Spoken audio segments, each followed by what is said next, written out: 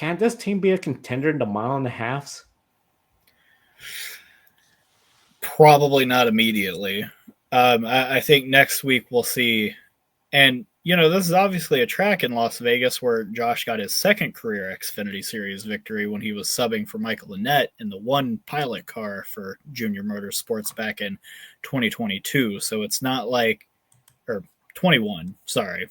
I got my years mixed up. But either way, like, Barry has performed well at this track in the past. And, Penske obviously came into last season and contended pretty well at Vegas and ultimately won the fall race with Joey Logano on that pit strategy call while Ryan Blaney was poised to have a good run and unfortunately got into that major mix up there at the start of stage 2 with Brad Keselowski and Tyler Reddick's flip and things of that nature. But I think that we're going to see the Fords, the better ones, such as Blaney, Logano, maybe Cindric, perform pretty well, but I just don't see Barry having a strong enough run there at Vegas to get anything more than like a top 15.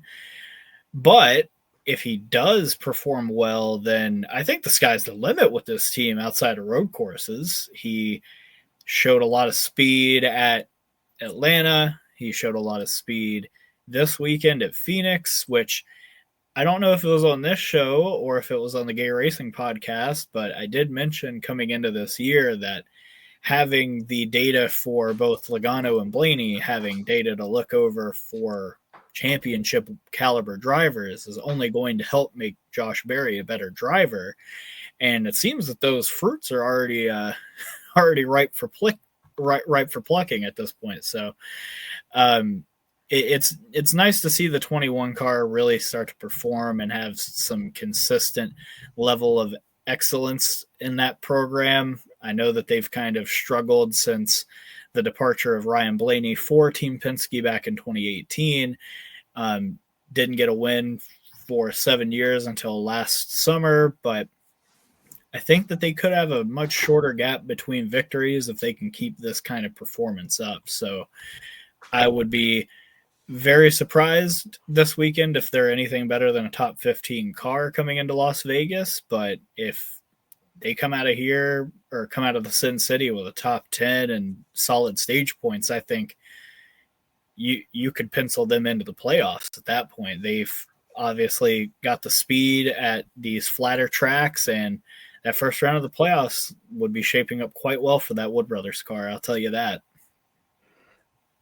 I feel one of the things with the Wood Brothers, they find drivers that are coming in, rookies, and they could do great, like Ryan Blaney, who got them good finishes, got his first win there.